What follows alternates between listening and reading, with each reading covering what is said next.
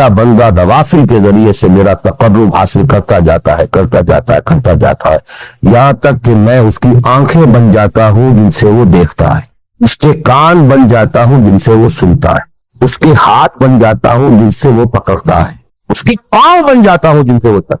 حدیث قدسی، اور سارے وہابی بھی مانتے ہیں اس کو، یہ نہ سمجھیے کہ یہ کسی صوفی کی بڑھ ہے، حدیث صحیح عند کل المحدثین۔ یہ بہت اونچی بات ہے، بہت اونچی بات ہے، بہت اونچی بات ہے، لیکن یہ تقرب بالنوافل کا درجہ کہاں آئے گا؟ جہاں آپ ایک اسلامی نظام کے تحت سانس لے رہے ہیں۔ جہاں وہ اسلامی نظام نہیں ہے، پورا فرض من دھن اس نظام کو بدلنے کے لیے لگاتے ہیں۔ اگر یہ نہیں ہے تو نماز نہیں ہے، اوپر پائی جائے۔ میں جو کچھ کہہ رہا ہوں اللہ وجہ بصیرت کہہ رہا ہوں، میری پوری زندگی کے مطالعے کا نچوڑ ہے۔ نماز منہ پر دے ماری جائے، منہ پر دے مارے جائے، سسٹم یہ میری بغاوت کے اوپر مبنی تھا۔ پہلا فرض یہ تن من دھن، you cannot reconcile with that system. You cannot accept that system. اس میں اپنے آپ کو اکوموڈیٹ کرنا، اس میں اچھے کیریئر تلاش کرنا، اس میں اچھی جائیداد بنانا، اس میں پیسہ جمع کرنا، اس میں اچھی سے اچھی بچوں کو ایجوکیشن تاکہ بہتر سے بہتر زندگی وہ بھی گزار سکیں، سب کا سب حرام، مطلق حرام۔ پہلا کام یہ ہے اپنی جان، اپنا مال، اپنا تن سب اللہ کے دین کے لیے خرچ کرو۔ سب سسٹمز لیول کے اوپر صرف جان کو باقی رکھنے کے لیے جو ناگزیر ہے، that is allowed. This is the point. اب ہمارے سامنے حدیثیں ہوتی ہیں، وہ سارے فضائل کی کتابیں ہیں اور یہ ہے، ان کا تعلق اس ماحول سے تھا جبکہ دین قائم ہو چکا۔ باتیں ہو رہی، نفل کی بات ہو رہی ہے اور قیام اللیل کی بات ہو رہی ہے، اور جو ہے ختم قرآن کی بات ہو رہی ہے، اور اگر فجر کے بعد بیٹھے رہے مصلے پر اور 2 رکعت پڑھ کر اٹھے جبکہ سورج نکل چکا ہے تو اور یہ اتنا اونچا سوال، یہ ساری بات، all these things become absolutely irrelevant. یہ deciding factor is دین غالب ہے، ٹھیک ہے، چلو نوافل کی طرف، قرات کی طرف چلو، جتنا آگے سے آگے یتقرب الی العبد بالنوافل، ورنہ تقرب بالفرائض پہلے فرض کرنے اور فرضوں میں پورا فرض جہاد ہے۔ Now please note this word. جہاد اصل میں اس جد و جہد کا جامع عنوان ہے، your struggle against that system۔ لہذا انما المؤمنون الذين آمنوا بالله ورسوله ثم لم يرتابوا وجاهدوا باموالهم وانفسهم، integral part of the definition of a مومن۔ اگر زندگی سے خالی اتنی ہے، جتنی ہو جائے نفل کے درجے میں، اصل وقت اصل دھارا بہ رہا ہے دنیا کی طرف، دنیا کے حصول کے لیے، جتنا پھیل سکیں، جتنا پھل سکیں، جتنا پھول سکیں، جتنی جڑیں گہری جما سکیں، جتنا کچھ اولاد کے لیے چھوڑ کر مر سکیں، جتنا اولاد کو زیادہ سے زیادہ دنیا کی سہولتیں دینے حاصل کرنے کے قابل بنا کر جا سکیں، ساری تو توانائیاں اور ساری قوتیں اور ساری صلاحیتیں اور سارے اوقات تو کفے ہوئے اس میں۔ اچھا آپ کو تھوڑا سا دین کا کام بھی، آخر دھوکہ تو اپنے آپ کو دینا ہی ہے نا۔ قسمت فروش عورتیں بھی تو کالے کپڑے پہن کے جلوس میں نکلتی ہیں تازیوں کے، اور سبیلیں لگاتی ہیں اور مسجدیں بناتی ہیں، ڈاکو لوگ، دیہات، صفاق، یتیموں اور بیواؤں کے سرپرستی۔ ہمارے معاشرے میں جو بستہ الف بستہ دے کے ہنڈے ہوتے ہیں، ان کے ہاں بھی نیکی کا، پن کا، خیر کا کھاتا ہوتا ہے۔ اسی طرح کچھ مذہبی ایکٹیویٹی ہے۔ اصل شے یہ ہے کس ماحول میں رہ رہے، بہت خوش قسمت ہوتا میں اور آپ، پھر آپ اچھے سے اچھا پہنتے، پوری طرح اچھے سے اچھا کھاتے۔ قل من حرم زینۃ اللہ التی اخرج لعبادہ والطیبات من الرزق، میں آپ کہہ رہے ہیں آپ حلال ذریعے سے کما ہیں، بہت اچھا کھائیے، بہت اچھا پہنیے، بلکہ اللہ چاہتا ہے کہ اس کی نعمت جو اس نے تمہیں دی ہے وہ تم پر ظاہر ہو۔ وہ تم پلیز نوٹ دی کانٹیکسٹ، دین مغلوب ہو اور آپ اچھا پہننے اور اچھے کھانے کی فکر نہ ہو۔ مجھے جملہ یاد آ رہا ہے حضرت ابو بکر کا رضی اللہ تعالیٰ عنہ، تھوڑا سا مسئلہ ہوا تھا کہ لوگوں نے کہا کہ زکوٰۃ ہم دیں گے لیکن زکوٰۃ ریاست کو نہیں دیں گے، اپنے طور پر خرچ۔ حضرت ابو بکر نے فیصلہ کیا ان کے خلاف جنگ کا۔ حضرت عمر جیسی شخصیت بھی مشورہ دے رہی ہے کہ دیکھیں نہیں، بیک فرنٹ پہلے ہم نے کھولے ہوئے ہیں، جیش اسامہ کو بھی آپ نے روکا نہیں، جائے حضور نے تیار کیا تھا۔ پھر جو مرتدی ہو گئے، کسی اور کو نبی مان لیا، ان کے خلاف تو جنگ کرنی ہی کرنی ہے، لیکن یہ تو صرف نماز بھی پڑھ رہے ہیں اور یہ زکوٰۃ کا بھی انکار نہیں کر رہے، صرف ہمیں نہیں دے رہے ہیں۔ ان کے ساتھ ذرا مصلحت کا تقاضا یہ ہے کہ نرمی کی جائے۔ پیارے الفاظ تھے، ایبدل الدین وانا حی، دین میں تغیر کیا جائے گا جبکہ ابھی میں زندہ ہوں۔ خدا کی قسم اگر یہ حضور کے زمانے میں زکات کے اونٹوں کے ساتھ ان کے باندھنے والی رسی بھی دیتے تھے، اور اب اگر یہ کہیں گے کہ اونٹ لے جاؤ رسی نہیں دیں گے تب بھی میں قتال کروں گا، اور خدا کی قسم کوئی میرا ساتھ نہیں دے گا تو میں اکیلا جاؤں۔ اور ہے وقت میں کیا ہو گیا، تم جاہلیت میں تو بڑے سخت، اسلام دھرم ہو گئے۔ یہ ڈانٹ ابو بکر پلا رہے ہیں عمر کو رضی اللہ تعالیٰ، اچھی طرح جان لیجیے۔ اب میں نہیں کہہ سکتا کہ میں کس طریقے سے اس کو بیان کروں، کیسے ٹھوک ٹھوک کر آپ کے ذہنوں میں اتار دوں۔ یہ ہے اصل شے، دین کا سارا اسٹرکچر ہی بالکل ریورس ہو جاتا، the whole valley structure totally changes. Then غالب ہے تو وہ ساری باتیں ہیں جو ہم نے خوب یاد کی ہوئی ہیں۔ آج حقوق والدین بھی تو ہے نا، آخر بچوں کے حقوق بھی تو ہے نا۔ یہ حقوق والدین جو ہے وہ مہاجرین خیال کیا، اپنے ماں باپ کی چھوڑ کر مدینے پہنچ گئے تھے، اولاد کے حقوق کو یاد نہیں آئے، بیویوں کے حقوق یاد نہیں آئے، سینٹسٹ تھے۔ مدینے کے منافقین نے انہیں صفحاء کہا تھا، بے وقوف لوگ ہیں یہ، المؤمن کما عقل الصفحاء، یہ ساری حدیثیں آپ کو یاد ہے۔ اسلام غالب ہے، اچھا کھائیں اچھا پہنیں، نوافل ہے، نوافل پر نوافل ہے، جتنی ترقی کیجئے دنیا میں کر چاہے دنیا میں کیجئے، روحانی ترقی کرنا چاہے روحانی ترقی کیجئے، سارے میدان کھلے، علم میں، پروفیشن میں، کسی خاص فن میں ترقی کرنا چاہے کیجئے۔ دین غالب نہیں ہے، اور آپ خود 50%، 60%، 70%، 90% کافر ہیں، اس لیے کہ اس ماحول کا جز ہے، اس میں کفر کا نظام۔ تو پہلا کام تو اپنے آپ کو اس کفر سے نجات دلانا ہوگا، پھر نماز بھی اسی کے لیے ہے۔ وَاسْتَعِینُوا بِالصَّبْرِ وَالصَّلَاةِ، مدد حاصل کرو نماز، کس کا کے لیے مدد حاصل کرو؟ مشن یہ دین آف اللہ کو ان اقیموا الدین، نماز اس کے لیے سبسرنیٹ ہے، اس کے لیے مدد ہے، روزہ اسی کے لیے جنگ کرنے کی صلاحیت پیدا کرنے کے لیے ہے۔ اس لیے 23ویں رکوع میں سورہ بقرہ کے روزے اور رمضان کے احکام ہے، 24ویں رکوع میں قتال شروع ہو گئے، قاتلوا فی سبیل اللہ الذین یقاتلون۔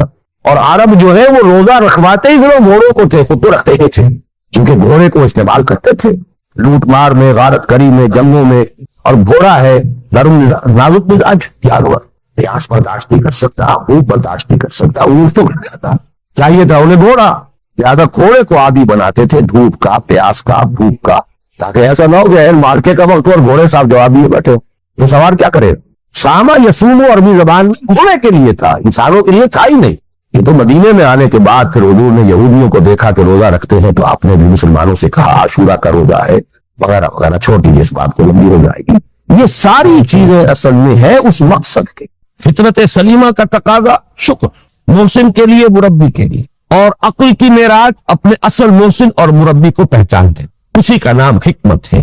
حکمت عقل صحیح اور فطرت سلیمہ کے امتزاج سے وجود میں آتی ہے، جس کا نتیجہ شکر رب ہے یا معرفت رب۔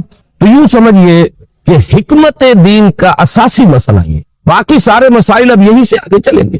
اس کے لیے یہ بات اگر آپ نے منتخب نصاب کے وہ اسباق پڑھ لیے ہوں تو یہ چیزیں سامنے آ چکی ہوں گی کہ اس کے لیے قرآن کا اسلوب یہ ہے کہ آیات کے حوالے سے انسان کے اندر معرفت رب کو جگایا جائے۔ میں نے جگانے کا لفظ استعمال کیا ہے کہ قرآن کی حکمت یہ ہے کہ رب کی معرفت فطرت انسانی میں موجود ہے لیکن سوئی ہوئی، ڈورمنٹ ہے، اسے جگانا ہے، اسے ایکٹیویٹ کرنا ہے۔ اس کے لیے آیات آفاقی، ان فی خلق السماوات والارض واختلاف اللیل والنہار والفلک التی تجری فی البحر بما ینفع الناس الی آخر الآیہ۔ اسی طرح آیات انفسی، وفی انفسکم افلا تبصرون، سنریہم آیاتنا فی الآفاق وفی انفسہم حتی یتبین لہم انہ الحق۔ لیکن ان آیات آفاقیہ کی طرف بھی صحیح نقطہ نظر سے متوجہ کرنے کے لیے اور انسان کے اندر کی سوئی ہوئی معرفت رب کو جگانے کے لیے سب سے زیادہ مؤثر آیات قرآنیہ، چونکہ یہ فطرت انسانی کے اندر کی ایک شے کو جگانے والی ہے۔ یہی وجہ ہے کہ قرآن مجید اپنے آپ کو کہیں الذکر کہتا ہے، کہیں ذکرہ، کہیں تذکرہ۔ یہ تو یاد دہانی ہے، تمہارے اپنے اندر معرفت رب موجود تھی یا موجود ہے، لیکن یا تمہیں اس کا شعور نہ تھا، وہ تمہارے شعور کی سطح پر نہیں آئی تھی، یا یہ کہ آئی تھی لیکن پھر تم اسے بھول گئے، ظہور کے پردے پڑ گئے، جیسا کہ علامہ اقبال نے کہا کہ کافر کی یہ پہچان کے آفاق میں گم ہو، تم پھر گم ہو گئے۔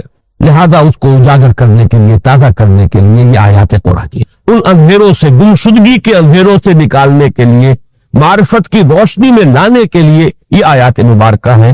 هو الذی ينزل على عبده آیات بینات لیخرجکم من الظلمات الی النور، اندھیروں سے نکال کر روشنی میں لانے کے لیے اللہ نے اپنے بندے پر صلی اللہ علیہ وسلم یہ آیات بینات نازل کی۔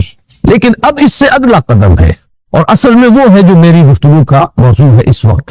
اس کے لیے یہ تمہید ضروری تھی کہ حکمت قرآن کا اور حکمت دین کا اولین، اہم ترین، سب سے اساسی، سب سے بنیادی مسئلہ ہے معرفت رب۔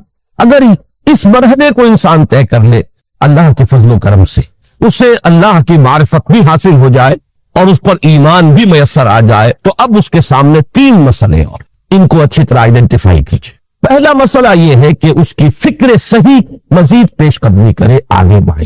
یہ تو اس کا سٹارٹنگ پوائنٹ تھا، رب کو پہچان لینا۔ ابھی تو اس سے آگے بڑھ کر اس فکر صحیح کو، بڑی بلندیوں کو چھونا ہے، جیسے کہ کلمہ طیبہ کی تمثیل بیان کی گئی قرآن مجید میں، کَشَجَرَةٍ طَیِّبَةٍ أَصْلُهَا ثَابِتٌ وَفَرْعُهَا فِي السَّمَاءِ۔ تو فکر انسانی کے لیے وہ اصل ثابت جمی ہوئی جڑ جو ہے وہ تو ہے معرفت رب، لیکن اب یہ فکر ترقی کرے گی، یہ نشو و نما پائے گی، یہ آگے بڑھے گی، اس کی شاخیں یہ آسمانوں سے بات کرے گی، آسمانوں کی بلندیوں کو چھوئے گی۔ تو سب سے پہلا مسئلہ ہے فکر صحیح کی مزید پیش رفت، پیش قدمی۔ دوسرا مسئلہ انسان کا بہت بنیادی، عمل کی درستی، صحیح عمل۔ انسان اپنے نفس امارہ سے مغلوب ہو کر یا جذبات کی رو میں بہہ کر یا ماحول کے اثرات سے مرعوب ہو کر وہ کسی غلط رخ پر نہ پڑ جائے، تو اس کے عمل کو درست رکھنے کے لیے کوئی اسے سہارا درکار ہے۔ اور تیسری ضرورت اس کی، یہ میرے نزدیک اس دور میں سب سے زیادہ نگاہوں سے اوجھل ہو چکی ہے، یہاں تک کہ ہمارے بہت سے دینی حلقے بھی خاص طور پر ریلیجس ایکٹیوسٹ شمار ہوتے ہیں، جو دین کی احیائی جد و جہد میں مصروف نظر آتے ہیں، تجدید دین، احیاء دین، غلبہ دین، اقامت دین۔ ان کی بھی ایک بہت بڑی محرومی ہے کہ وہ ایک تیسرے گوشے کو تقریباً نظر انداز کر، اور وہ ہے روحانی ترقی، اس لیے کہ انسان کی اصل عظمت کی بنیاد تو وہ روح ہے جو اس میں ٹھوکی گئی۔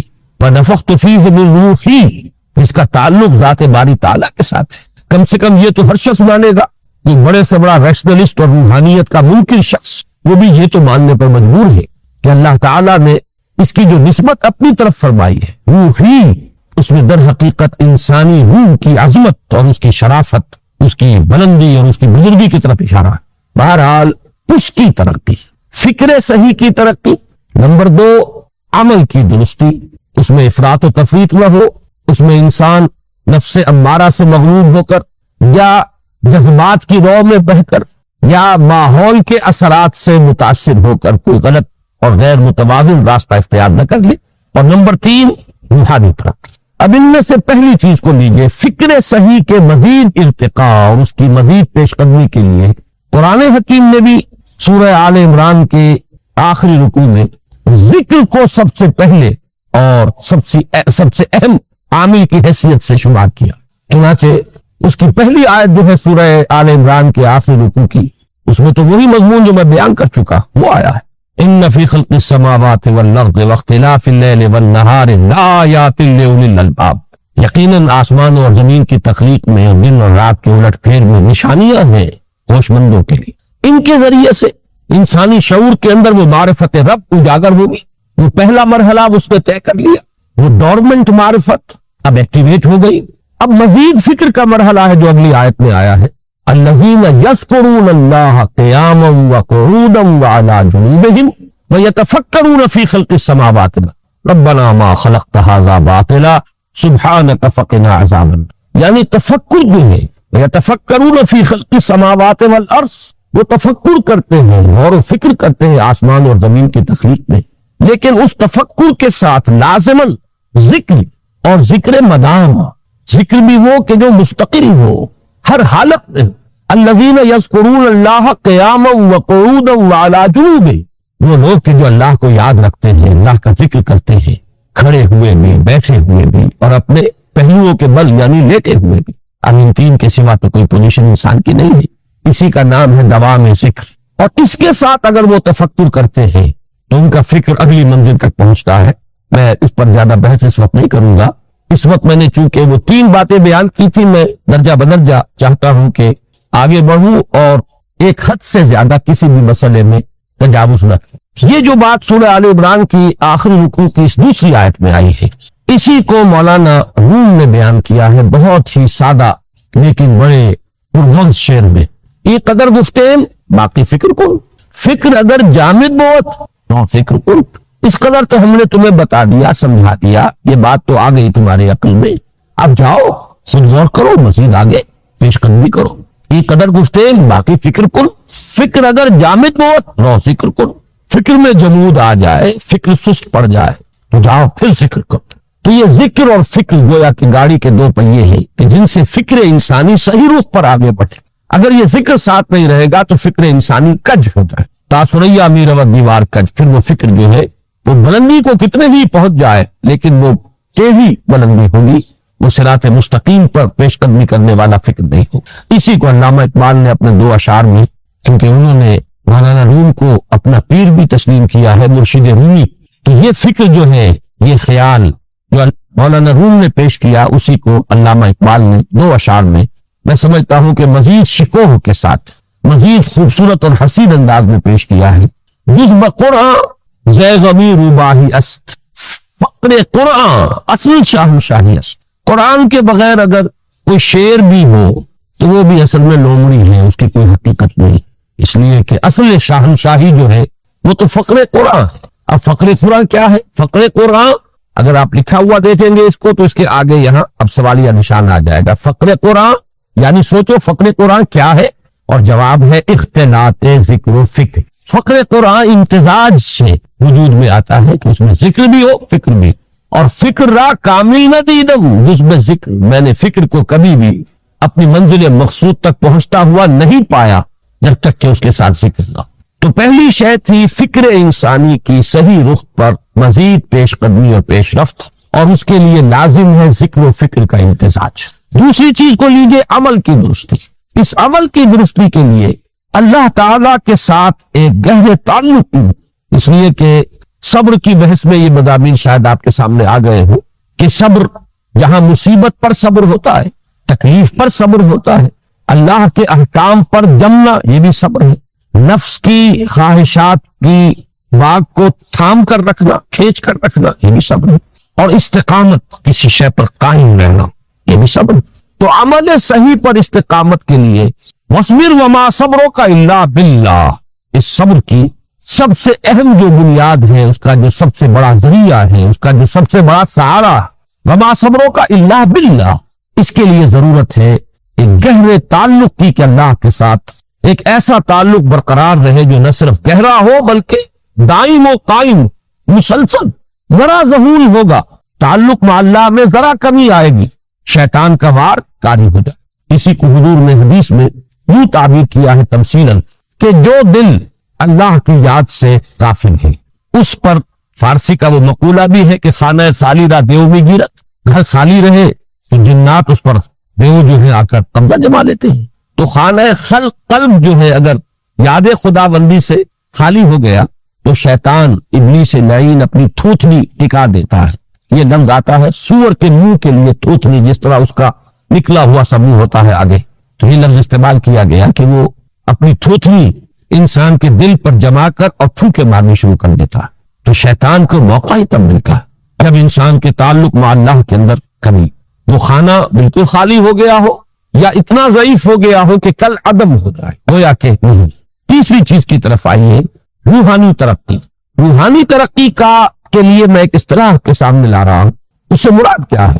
روحانی ترقی کے لیے ہماری دینی اصطلاح ہے تقرب الی اللہ، اللہ سے قریب تر ہوتے چلے جانا. اس پر میرا کتابچہ بھی ہے.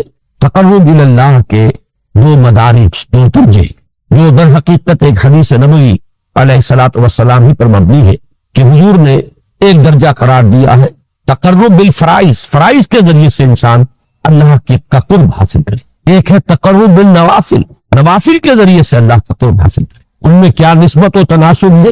اہمیت کے اعتبار سے کون بڑھ کر ہے، بلندی کے اعتبار سے کون بڑھ کر ہے، یہ تمام مسائل میں نے اپنی اس تقریر میں بیان کیے تھے جو اس کتاب سے بھی شائع ہوئی ہے. اس وقت میں اس کی تفصیل میں نہیں جا رہا، صرف یہ تذکرہ اس لیے کر رہا ہوں کہ جن کو بھی خواہش ہو جائے وہ اس کا مطالعہ کرے. ہماری اس وقت کی گفتگو سے وہ کتابچہ اس جگہ پر منسلک ہوگا. تو تقرب الی اللہ یہ تقرب کوئی فزیکل فنومینن نہیں ہے، جسمانی یا مادی مسئلہ نہیں ہے۔ اللہ سے قرب یہ نہیں ہے کہ کوئی کروڑوں میل کا فاصلہ ہے، اب ہمیں وہ رسی پر چڑھنا ہے اوپر بڑی محنت اور مشقت سے۔ فصل تو ہے ہی نہیں، فاصلہ ہے ہی نہیں، گود ہے ہی نہیں۔ نحن اقرب الیہ من حبل الورید، ہم تو انسان سے اس کی شہرگ سے بھی زیادہ قریب۔ ہوا معکم اینما کنتم، وہ تو تمہارے ساتھ ہی ہوتا جہاں کہیں بھی تم ہو، بس صرف یہ کہ تمہاری توجہ نہیں ہوتی، تم اور چیزوں میں مشغول و مصروف رہتے ہو، تم ہماری طرف دھیان ہی نہیں دیتے، تم ہماری طرف متوجہ ہی نہیں ہوتے۔ ہم تو مائل بے کرم ہے، کوئی سائل ہی نہیں، راہ دکھلائیں کسے رہنم منزل ہی نہیں۔ انسان جب متوجہ ہو جاتا ہے اور بڑھتا ہے، آگے پیش قدمی کرتا ہے روحانی اعتبار سے، تو یہ ہے در حقیقت تقرب اللہ، اور اسی کو ہم کہیں گے روحانی ترقی۔ اب ان تین چیزوں کو اگر آپ نے ذہن میں جما لیا، پھر میری بات کی ترتیب اس کو ذہن میں قائم کیجئے۔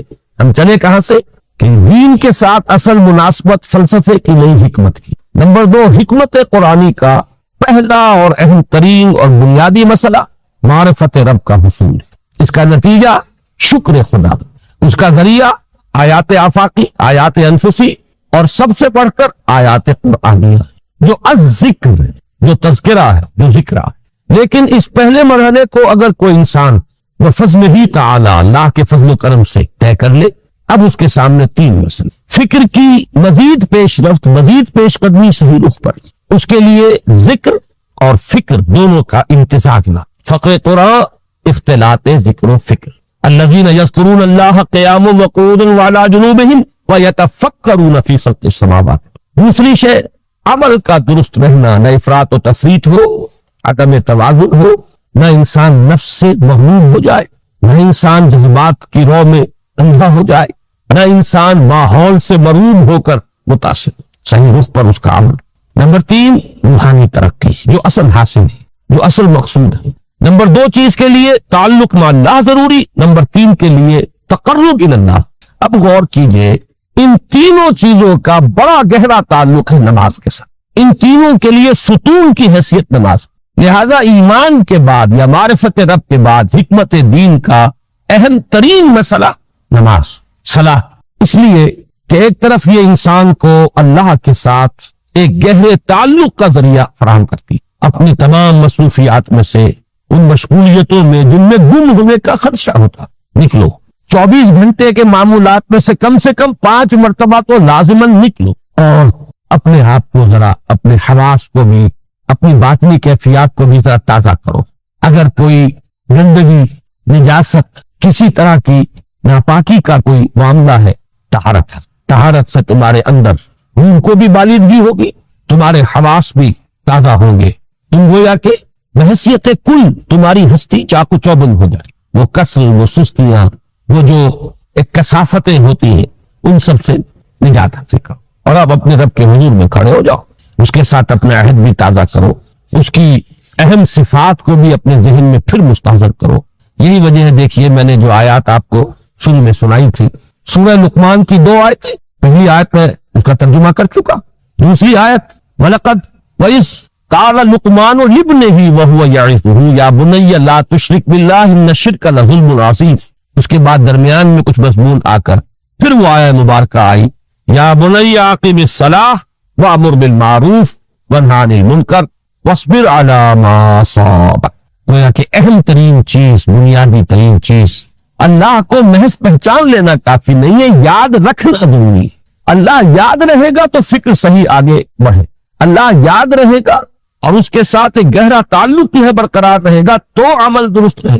بالکل یہی بات سورہ طٰہٰ میں جو پہلی وحی حضرت موسیٰ علیہ السلام پر ہوئی، اور پہلا مخاطبہ ہے، چونکہ حضرت موسیٰ کو یہ انبیاء کرام کے مقدس گروہ میں ایک امتیازی حیثیت حاصل ہے کہ ان سے براہ راست گفتگو ہوئی ہے، اگرچہ صرف ایک پردہ تھا، اوٹ من برائے حجاب گفتگو ہوئی ہے، لیکن یہ کہ کوئی فرشتے کا درمیانی جو ہے وہ لنک نہیں تھا، براہ راست اللہ تعالیٰ نے حضرت موسیٰ علیہ السلام سے کلام فرمایا۔ کلم اللہ موسیٰ تکلیما، موسیٰ سے تو اللہ نے کلام فرمایا جیسے کہ کلام کیا جاتا۔ تو پہلا مخاطبہ ہے، یہ پہلا مکالمہ ہے، پہلی وحی کہیے، اسی میں یہ الفاظ بھی موجود ہیں، اننی انا اللہ لا الہ الا انا فاعبدنی واقم الصلاۃ لذکری۔ یہ گویا کہ حکمت قرآنی کا ایک بہت بڑا خزانہ ہے یہ آیت کہ خود حضرت موسیٰ علیہ السلام کو جو ہدایت دی جا رہی ہے، میں ہوں، میں اللہ، اننی انا اللہ لا الہ الا انا، میرے سوا کوئی معبود نہیں، فاعبدنی، بس میری بندگی، میری عبادت، میری پرستش، میری محبت، اس کو اختیار کرو۔ وَأَقِمِ الصَّلَاةَ لِذِكْرِي، اور نماز کو قائم رکھو میری یاد پہ۔ بلکہ اسی سلسلہ کلام میں آگے چل کر سورہ طٰہٰ میں آتا ہے، کافی گفت و شنید کے بعد جب حضرت موسیٰ نے کچھ معذرت بھی کی، کچھ دعائیں بھی کی، اللہ نے ایک دعا قبول بھی کی کہ ان کے بھائی کو بھی شریک کر دیا، حضرت ہارون کو بھی۔ اس کے بعد پھر جب فرمایا کہ اب جاؤ فرعون کی طرف، تو اس میں فرمایا وَلَا تَنِيَا فِي ذِكْرِي، اور دیکھنا یہ جو عظیم مشن تمہارے کندھے پر آ گیا ہے، بڑا بھاری اور کٹھن ایک فرض ہے جو تم پر عائد ہو گیا، اس کے لیے سب سے بڑی تمہارے پاس وہ قوت کا ذریعہ ہے، وہ نماز ہے۔ عقیدہ فَلَا تَنِيَا عَنْ ذِكْرِي، میری یاد میں کبھی غفلت نہ کرنا، اس میں کبھی کوئی کمی نہ آنے دینا۔ جیسا کہ میں نے عرض کیا تھا کہ جیسے ہی وہ تعلق جو ہے کمزور پڑتا ہے یا منقطع ہو جائے معاذ اللہ، تو پھر انسان گویا کہ شیطان کے لیے لقمہ تر بن جائے۔ اب آپ غور کیجئے، تیسری شے تقرب اللہ، اس کے حوالے سے بھی جو فرائض اور نوافل کی بات ہے اس کو اس وقت ذہن سے نکال کر یہ سمجھیے کہ اس میں نماز کا کیا مقام ہے، اس لیے کہ نماز فرض بھی ہے، نماز نفل بھی ہے، وہ تو دونوں میں شریک ہو جائے۔ اب اس کو لفظ صلاۃ کے حوالے سے آپ ان دونوں چیزوں کو سمجھیے۔ صاد لام واو یا یہ چونکہ حروف علت ایک دوسرے سے بدلتے رہتے ہیں، یہ جو مادہ ہے اس کی جو خالص لغوی اصل ہے، جو خالص عربی زبان میں اس کا بنیادی مفہوم ہے، وہ آگ جلانا یا آگ تاپنا یا آگ سینکنا، حرارت حاصل۔ لہذا بار بار آتا ہے جہنم کے ذکر میں، اسلوہا، اب جلو اس میں، تاپو اس کو، یہ سینکے گی تمہیں۔ بلکہ تفتلون کا لفظ آیا ہے حضرت موسیٰ کے کلام میں، جب وہ گئے تھے کوہ طور پر، جب پہنچ گئے تو تھے آگ کی تلاش میں، لعلکم تفتلون، تو اپنے اہل خانہ سے یہی کہا تھا کہ مجھے کہیں وہ روشنی نظر آ رہی ہے، غالباً کوئی وہاں سے آگ مل سکے گی، ورنہ یہ کہ کوئی رہنمائی کو رستہ مجھے مل سکے گا، میں وہ آگ لے آؤں گا، کوئی چنگاری وہاں سے لے آؤں، لعلکم تفتلون، تاکہ تم، اب یہ اصطلاح در حقیقت باب افتعال ہے، اور یہ تے یہاں پر توئے کی شکل اختیار کر گئی، تا نے تومن کی صورت اختیار کی صاد کی وجہ سے۔ بہرحال اس کا سب سے بنیادی مفہوم جو ہے وہ ہے تاپنا، سکائی حاصل کرنا، حرارت۔ اس کے حوالے سے سمجھ لیجئے کہ سب سے بنیادی تعلق اس کا جو ہے وہ روح کے ساتھ۔ روح میں محبت خداوندی کی آگ اگر ٹھنڈی پڑ گئی، اگر محبت خداوندی کی حرارت میں کمی ہو گئی، تو اس کو اثر نو، جس کو کہ میں آج سوچ رہا تھا تو ایک لفظ ذہن میں آیا کہ جیسے بیٹری اس کو ریچارج کیا جاتا، اسی طریقے سے روح کے اندر محبت خداوندی کی اس حرارت کو اثر نو تازہ کرنا، یہ ہے در حقیقت نماز کا اصل مقصد۔ اس لیے کہ اس لفظ کا بنیادی مفہوم، اصل روحی مفہوم تو یہ، اگرچہ اس کا سب سے زیادہ کثرت سے جو استعمال ہوتا ہے، اور لفظ صلاۃ جس سے در حقیقت جس تصور پر مبنی ہے وہ ہے اقدام، کسی کی طرف متوجہ ہونا، اور پھر دعا۔ صلاۃ کا سب سے قریبی مفہوم لفظی جب بیان کیا جائے گا، اس سے مراد، اس کے معنی، تو دعا اس میں اہم ترین، کسی کی طرف توجہ کرنا، مناجات کرنا، گفتگو کرنا، مخاطبہ، مکالمہ، دعا، یہ در حقیقت صلاۃ کا سب سے بڑا اصطلاحی مفہوم ہے۔ لیکن جو اس کا مادہ ہے صاد لام واو یا صاد لام یا، اس کا اصل مفہوم جو ہے وہ تاپنا، حرارت حاصل کرنا۔ تو ان دونوں کے حوالے سے عرض کرتا ہوں، وہ تاپنا اور حرارت حاصل کرنا وہ ہے روح کے اعتبار سے۔ وہ جو کہا اقبال نے کہ مجھے عشق کی آگ اندھیر ہے، مسلمان نہیں راہ کا ڈھیر۔ یہ عشق کی آگ جب بجھ جاتی، در حقیقت یہی تو انسان کی روحانی موت ہے۔ جب یہ نہ رہے تو چاہے منطق میں بہت انسان ماہر ہو، مجھے اقبال کا ایک شعر یاد آیا تقابل کرتے ہوئے، ایک انسان محکوم اور ایک انسان فر، آزاد انسان، ان کی نفسیات میں جو بنیادی فرق علامہ اقبال نے مختلف مواقع پر بیان کیے ہیں۔ محکوم ہے بیگانہ اخلاص و مروت، ہر چند کے منطق کی دلیلوں میں ہے چالاک، تو منطق کی دلیلوں میں انسان چالاک ہو جائے اور وہ لغت ہائے حجازی کا وہ ایک خزانہ بن جائے، اسے تمام الفاظ کے معنی یاد ہو، وہ بڑے مسائل فقہ کے اسے ازبر ہو، جزیات بے انتہا جزیات جو ہیں وہ مستحضر ہو، فلسفے کے بڑے بڑے مسئلے اس نے حل کر لیے ہیں، لیکن اگر روح میں وہ اللہ کی محبت کی آگ نہیں ہے، وہ تپش نہیں، مجھے عشق کی آگ اندھیر ہے، مسلمان نہیں راکھ کا ہے۔ اسی کے حوالے سے آج مجھے یاد آیا تھا کہ وہ جو بڑی سادہ سی ایک نظم ہے، اللہ تعالیٰ سے دعا یا رب دل مسلم کو وہ زندہ تمنا دے، اس میں بھی جو الفاظ آئے جو روح کو گرما دے اور قلب کو تڑپا، یہ ہے اصل جو مقصود ہے نماز کا۔ اور یہی وہ چیزیں جیسا کہ میں نے عرض کیا تھا کہ نگاہوں سے اوچھو، یہ پہلو سامنے ہے ہی نہیں، دوسرا پہلو سامنے ہے اور وہ بھی میرے نزدیک بہت اہم ہے، بہت بنیادی ہے، اس میں کوئی شک نہیں، لیکن یہ ہے بلند ترین منزل کہ تقرب الی اللہ، اس کے لیے در حقیقت یہ کس لیے درکار ہے؟ روح کے اندر عشق کی حرارت اور گرمی تازہ۔ بسا اوقات یہ اندر دب جاتی ہے، جیسے انگارہ ہوتا ہے آگ کا، اس کے اوپر خاک اور راکھ آ جاتی ہے، اندر کچھ ہوتی ہے، آگ دبی ہوئی سمجھ، آگ بجھی ہوئی نہ جان، اس دبی ہوئی آگ کو پھر ایک شعلہ بنانا، پھر اس کے اندر ایک حیات تازہ پیدا کرنا، یہ ہے نماز کا اہم ترین اور بلند ترین مقصد۔ لیکن اس کے ساتھ ہی اس نماز میں ذکر ہونا، اس کا یہ ذکر ہے، اور ذکر کی جب میں فہرست بیان کیا کرتا ہوں بہت سے حضرات کے سامنے ہوگا کہ ذکر کا در حقیقت مفہوم استحضار اللہ فی القلب۔ ہمارے ہاں غلطی سے جو ذرائع ذکر ہے انہیں ذکر قرار دے دیا گیا، نماز ذکر نہیں ہے، نماز ذکر کا ذریعہ ہے۔ اقیم الصلاۃ لذکری، نماز قائم کرو میرے ذکر کے لیے۔ یہ اللہ اللہ کہنا یا ادعیہ معصورہ جو حضور صلی اللہ علیہ وسلم کی مسنون دعائیں ہیں، انہیں اپنے تمام معمولات دنیاوی کے ساتھ ساتھ ان دعاؤں کو بھی انسان پڑھتا رہے، اللہ سے دعا کرتا رہے، یہ تمام ذرائع ذکر ہے۔ سبحان اللہ الحمدللہ الحمدللہ، اس کا آپ حفظ کیجئے، یہ بھی ذریعہ ذکر ہے۔ حقیقت میں ذکر ہے استحضار اللہ فی القلب، اللہ کو دل میں لے آنا، اللہ کو دل میں حاضر کر لینا، اصل میں تو ترجمہ ہوگا، لیکن حاضر جاننا، یہ کیفیت جو ہے انسان کو حاصل ہو جائے۔ اب اس کے حوالے سے ذرا بات سمجھیے کہ ایک تو میں عرض کر چکا ہوں مجسم ذکر تو قرآن ہے، لہذا ذکر کی فہرست جب آپ کریں گے ذرائع ذکر تو ان میں سب سے پہلے قرآن آئے، اس لیے کہ وہ ہماری حکمت کے پہلے مسئلے کو حل کر رہا، بنیادی مسئلہ، اہم ترین مسئلہ۔ دوسرے نمبر پر ذکر جو ہے، اب اس کے لیے کچھ اصطلاحات جو میں مختلف دروس میں شاید آپ کے سامنے بعد میں آئیں یا پہلے آ چکی ہو، ان کے حوالے سے میری بات سمجھیں۔ ایک ذکر غیابی ہے، تھرڈ پرسن میں، سیغہ غائب میں اللہ کی یاد، اللہ اکبر اللہ اکبر اللہ اکبر۔ ابھی اللہ اکبر جو ہے یہ جملہ ایک اسمیہ خبریہ ہے، ایک حقیقت کی تکرار آپ کر رہے ہیں، اللہ سب سے بڑا ہے، اللہ سب سے بڑا ہے، سبحان اللہ سبحان اللہ سبحان اللہ۔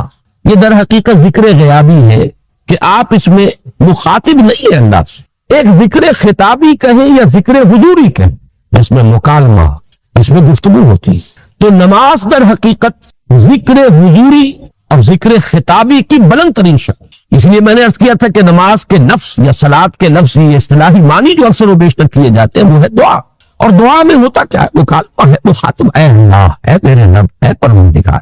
پھر یہ کہ اس میں اقدام اور کسی کی طرف متوجہ ہونا، یہی وجہ ہے کہ افتتاح صلاۃ، نماز کو شروع کرنے کے لیے ایک تو وہ الفاظ جو قرآن مجید میں آئے ہیں، انی وجہت وجہی للذی فطر السماوات والارض حنیفا وما انا من المشرکین، یہ ہے توجہ کا ارتکاز، بشرطے کہ یہ صرف الفاظ ہی نہ نکل رہے ہو، واقعتاً یہ تعبیر ہو اس وقت کی انسان کی نفسیاتی کیفیت کی، کہ شعوری طور پر وہ فیصلہ کرتا ہے کہ میں منقطع ہو رہا ہوں، ہر چہار طرف سے اپنی توجہ کو ہٹا کر، ہر مسئلے سے اپنے آپ کو خالی و ذہن کر کے، یعنی ظاہری اور باطنی دونوں اعتبار سے میں اپنی توجہ کا ارتکاز کر رہا ہوں اس ذات کی طرف جس نے آسمان اور زمین کو پیدا کیا، اور بالکل یکسو ہو کر رہا ہوں۔ انی وجہت وجہی للذی فطر السماوات والارض حنیفا وما انا من المشرکین۔ اور دوسری وہ جو دعا جس سے ہم افتتاح کرتے ہیں اپنی نماز کا، دیکھیں اس میں خطاب کا کس قدر اہتمام، وہاں سبحان اللہ نہیں ہے، سبحانک اللہم، پاک ہے تو اے رب ہمارے، وبحمدک وتبارک اسمک وتعالی جدک، ہم اور کر رہے ہیں، یہ ہے خاطب، براہ راست مخاطب ہونا۔ یہ گویا کہ لب لباب میں آپ کے سامنے عرض کر رہا ہوں علامہ اقبال کے فتوے کا، میننگ آف پریئر ان اسلام، خطبات جو ہیں ان کے مشہور، ان میں غالباً یہ تیسرا یا چوتھا لیکچر ہے، کہ اس میں تصور یہ دیا گیا ہے کہ دو ہی انائیں ہیں، ایک انائے کبیر اننی انا اللہ لا الہ الا انا، یہ وہ انائے کبیر ہے، انائے مطلق ہے، میں، بہت بڑی میں، جس کو کہ علامہ اقبال نے کہا دی بگ آئی ایم، یہ بگ آئی ایم جو ہے وہ سورہ طٰہٰ کی اس آیت میں، اور میرے علم کی حد تک کوئی اور مقام نہیں ہے جس میں اس قدر جلال اللہ نے اس طور سے اپنی انانیت کبریٰ اور انانیت مطلقہ کا اظہار اس بلند آہنگ کے ساتھ کیا ہو۔ اننی انا اللہ لا الہ الا انت، وہ انائے کبیر اور یہ انائے صغیر، یہ انائے محدود، یہ چھوٹی سی ایک انا ہے، یہ میں ہوں۔ آپ جب کہتے ہیں میں، بڑی محدود سی ایک انا، یہ فائنائٹ ایگو، انائے محدود اور انفائنائٹ ایگو۔ اور صلاۃ اصل میں کیا ہے؟ اس چھوٹی انا کا بڑی انا کے سامنے آ کر روبرو ہو کر، وہ جو کبھی ٹیلی ویژن کا ایک پروگرام ہوا کرتا تھا، روبرو ہو کر خطاب۔ ایک ہے وہ سیدھے غائب میں تکرار، سبحان اللہ سبحان، وہ بھی بہت اہم ہے، اس کا اپنی جگہ پر فائدہ ہے، لیکن ہر شے کے درجے ہے۔ اگر حفظ مراتب نہ کنی زندگی، اگر آپ ان کے درجوں کا علیحدہ لحاظ نہیں کریں گے تو حضرت رخ پہ پڑ جائے۔ تو یہ جو دو ذکر خطابی یا ذکر حضوری، نماز اصل میں اس کی بلند ترین شکل، یہی وجہ ہے کہ سبحانک اللہم وبحمدک وتبارک اسمک وتعالی جدک ولا الہ غیرک، اس کا کی جس قدر تکرار یہاں پر ہے، آپ نے غور کیا، اس میں خطاب ہے۔ یا پھر یہ کہ یہ کا کی اس طرح کی تکرار آپ کو دعائے قنوت میں ملے گی، اللہم انا نستعینک ونستغفرک ونؤمن بک ونتوکل علیک ونثنی علیک الخیر ونشکرک ولا نکفرک۔ اب یہ جو ہے یہ در حقیقت خطاب کا اندازہ ہے کہ براہ راست گفتگو ہو رہی۔ تو سب سے پہلی بات تو یہ ہوئی کہ ذکر کی ایک شکل ہے ذکر غیابی، دوسری ذکر حضوری، اور ذکر حضوری یا ذکر خطابی کی بلند ترین منزل، بلند ترین اس کا ذریعہ نماز۔ اس کو ایک پہلو سے اور سمجھ لیجیے، سورہ فاتحہ جب پھر ہم پڑھتے ہیں جسے الصلاۃ کہا گیا ہے، جو لب لباب ہے، خلاصہ ہے، اس میں پھر تدریجاً غیاب سے حضور کی طرف پیش قدمی ہوتی ہے۔ الحمدللہ رب العالمین الرحمن الرحیم مالک یوم الدین، یہ ذکر غیابی ہے، اس میں ابھی خطاب نہیں آیا، یہ وہی جملہ اسمیہ ہے۔ کل تعریف اس اللہ کے لیے ہے جو تمام جہانوں کا پروردگار ہے، مالک ہے، جو رحمان ہے، رحیم ہے، جزا و سزا کے دن کا مختار و مالک ہے۔ اب یہ غیاب سے حضور کی طرف، ایاک نعبد و ایاک نستعین اہدنا الصراط، یہ ہے وہ۔ اب پہلے ایک معاہدہ ہے، ایک اقرار ہے، اعتراف ہے، وعدہ ہے، اور پھر دعا ہے، استدعا، یہ ہے غیاب سے حضور کی طرف تدریج ارتقا۔ یہی وجہ ہے، اب نوٹ کر لیجئے، وہ چھوٹی سی حدیث یہ بھولنی نہیں چاہیے، الصلاۃ معراج المومنین، اس لیے کہ مخاطبہ الہی براہ راست حضور کو جو حاصل ہوا وہ معراج میں ہوا، التحیات کا مکالمہ وہی ہوا، لہذا اس کو نوٹ کر لیجئے کہ باقی جو وہی ہوئی ہے حضرت جبرائیل کے ذریعے سے ہوئی ہے، یا کوئی الہام ہوا ہے، حضور کے قلب مبارک پر کوئی شے القاء کی گئی ہے، تو وہ دوسری نوعیت کی وحی ہے۔ وہ جو مخاطبہ حضرت موسیٰ علیہ السلام کو وہ اس دنیا ہی میں حاصل ہوا کوہ طور کی بلندیوں پر، یہی ان کی امتیازی شان ہے، کلم اللہ موسیٰ تکلیما۔ یہ براہ راست مخاطبہ جو ہے یہ حضور صلی اللہ علیہ وسلم کو معراج کے شب یہ آپ کو حاصل ہوا، اور حضور نے اسی لیے نماز کو معراج المومنین قرار دیا، اس لیے کہ اس میں وہی براہ راست مخاطبہ اور مکالمہ اور وہی گفتگو ہے جو ہو رہی ہے۔ اس کے ضمن میں وہ حدیث، اب اس وقت شاید میرا وقت ختم ہونے کے قریب ہو، لیکن وہ حدیث جو اس اعتبار سے حدیث قدسی ہے، اگرچہ بعد میں اس کے جو مزید تفصیل ہے تو حضور صلی اللہ علیہ وسلم نے گویا کہ خود بیان کی ہے، لیکن مسلم شریف کی روایت ہے حضرت ابو ہریرہ رضی اللہ تعالی عنہ سے کہ حضور نے فرمایا، یقول اللہ تعالی، اللہ یہ فرماتا، اسی لیے اس کو حدیث قدسی کہیں گے، قسمت الصلاۃ بینی و بین عبدی نصفین، میں نے نماز کو اپنے اور اپنے بندے کے مابین آدھا آدھا تقسیم کر۔ اب یہاں تک تو جملہ ہے اللہ کا، یہ ہے حدیث قدسی۔ اب آگے جو ہے نریشن اس کی جو ہے حضور صلی اللہ علیہ وسلم کی جانب سے ہے، یعنی خبر دے رہے ہیں وہ اللہ کی طرف سے ہی۔ ویسے تو تمام احادیث ہی گویا کہ ہم سمجھتے ہیں انسپائرڈ تو اللہ کی طرف سے ہی ہے، لیکن یہ کہ جہاں صراحت ہو کہ اللہ کہتا ہے وہ حدیث قدسی۔ تو یقول اللہ تعالی قسمت الصلاۃ بینی و بین عبدی نصفین، یہاں تک تو حدیث قدسی۔ اب دوسری عام حدیث ہے، اذا قال العبد الحمد للہ رب العالمین یقول اللہ تعالی حمدنی عبدی، جب بندہ کہتا ہے الحمدللہ رب العالمین، پروردگار کہتا ہے میرے بندے نے میری حمد کی۔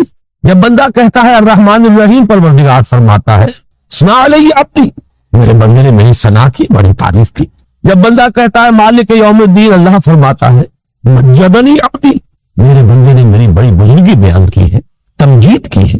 تو جب بندہ کہتا ہے ایاک نعبد و ایاک نستعین، اللہ فرماتا ھذا ما بینی و بین عبدی ولعبدی ما سأل، یہ ہے میرے اور میرے بندے کے درمیان۔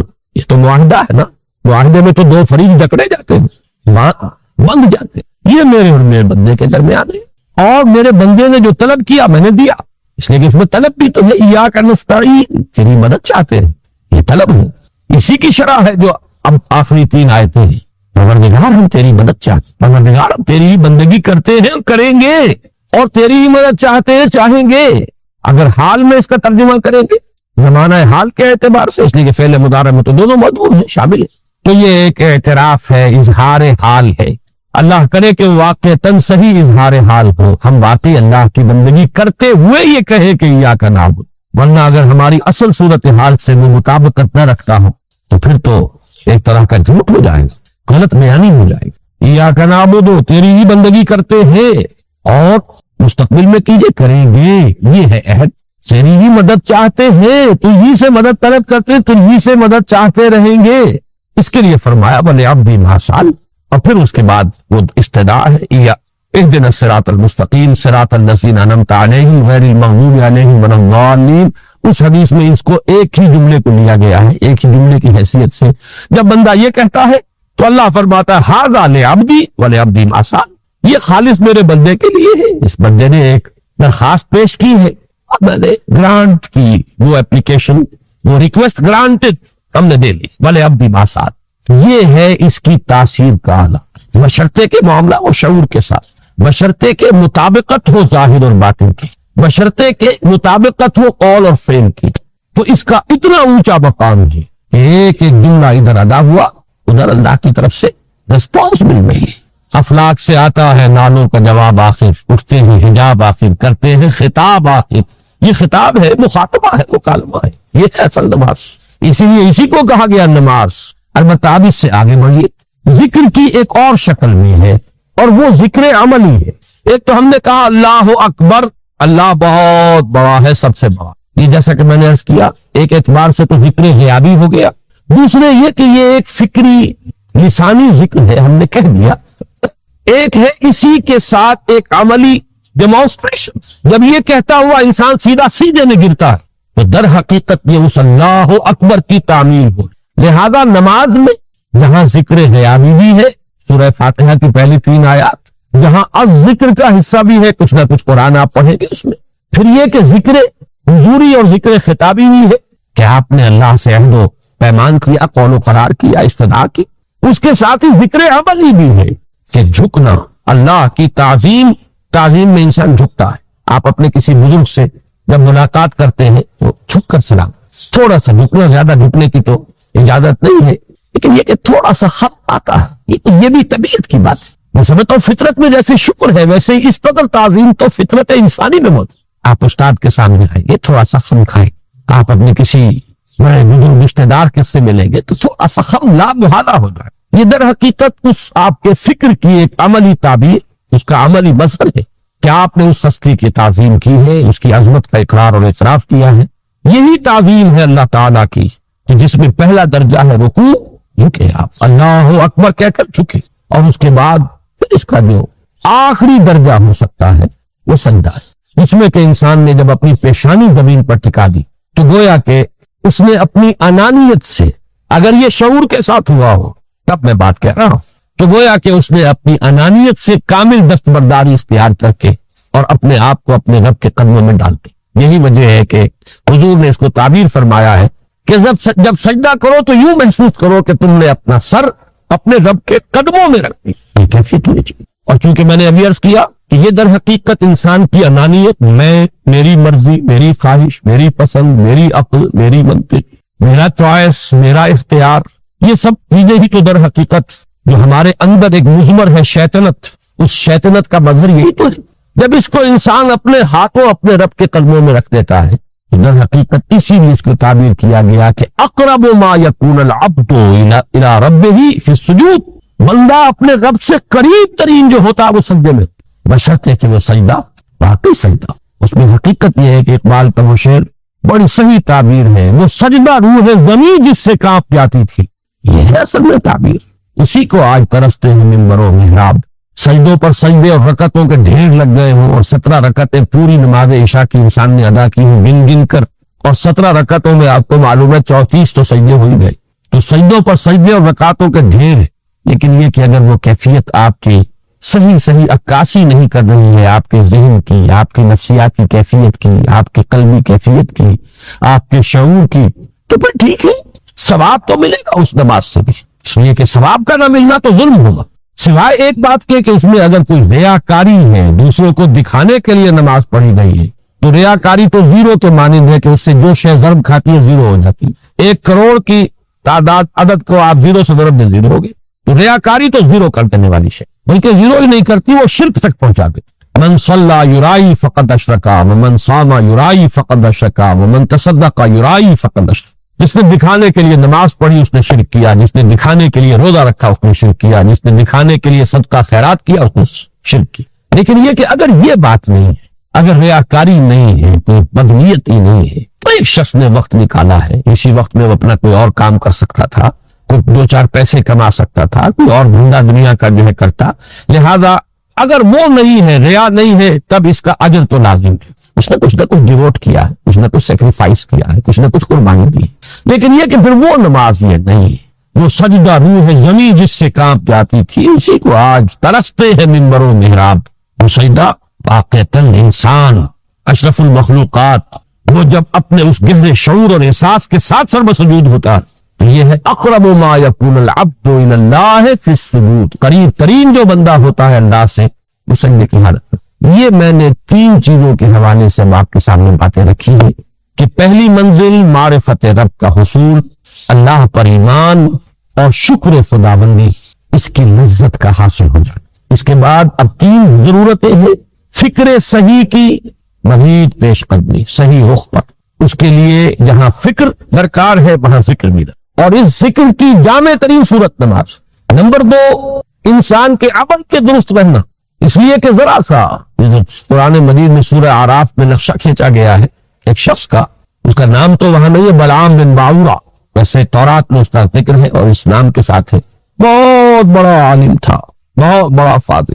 قرآن کے الفاظ ہیں، ہم نے اسے اپنی آیات عطا کی تھی، آتیناہ آیاتنا، اور ہم چاہتے تو اسے ابھی اور طرف اور بلندی عطا کرتے، وَلَوْ شِئْنَا لَرَفَعْنَاهُ بِهَا وَلَكِنَّهُ أَخْلَدَ إِلَى الْأَرْضِ، لیکن وہ تو زمین ہی کی طرف دھنستا چلا گیا، اور کوئی ایک لغزش انسان کے لیے سارے کیے دھرے پر پانی پھر سکتا، ذرا سا عدم توازن اس کے رخ کو ٹیڑھا کر دے گا، اور جب ایک دفعہ ٹیڑھ ہو گئی تو شروع میں تو زاویہ جو ہے چاہے وہ 10 درجے کا ہی ہو، لیکن جیسے جیسے عمل کی وہ پیش قدمی ہوگی فاصلہ بڑھتا چلا، انحراف شدید سے شدید تر ہوتا چلا۔ اب اس عمل کی درستی کے لیے بھی لازم ہے تعلق مع اللہ، اس تعلق مع اللہ کا بھی سب سے بڑا ذریعہ نماز۔ تیسری چیز روحانی بالیدگی، روحانی ترقی، تقرب الی اللہ، اس کے لیے اس اعتبار سے بھی کہ توجہ الی اللہ، ارتکاز توجہ اللہ کی طرف، انی وجہت وجہی للذی فطر السماوات والارض حنیفا وما انا من المشرکین، اور اس اعتبار سے بھی کہ اسی کے ذریعے سے وہ عشق کی بجھتی ہوئی چنگاری کو پھر بھڑکایا جا سکتا ہے، جو خاک میں دب گئی ہو، اللہ کی محبت کی وہ حرارت جو ہے اگر اس میں کچھ کمی آ گئی ہے تو اس کو جھاڑ کر، راکھ کو ہٹا کر اثر نو ایک حرارت پیدا کرنا، یہی وجہ ہے کہ نماز صلاۃ جس مادے سے محفوظ ہے اس کا بنیادی مفہوم نہیں ہے تاپنا، حرارت حاصل کرنا، آگ جلانا، آگ روشن کرنا۔ تو فلسفہ دین جس کے لیے صحیح لفظ ہے حکمت دین، اس کے اعتبار سے تو میری یہ گفتگو ہے۔ باقی یہ کہ نظام دین میں 3 اعتبارات سے پھر نماز کی اہمیت ہے۔ نظام دین میں سب سے پہلے انفرادی سیرت کی تعمیر، ثانیاً معاشرے کی تنظیم، پھر اس کے علاوہ جو 2 عنوانات کل کے لیے طے کیے گئے ہیں، جو خادمان دین ہو، طالبان قرآن ہو، ان کو کس کس اعتبار سے اس نماز سے مدد ملتی ہے، تو ان 4 موضوعات پر انشاءاللہ تعالی میں کل گفتگو کروں گا۔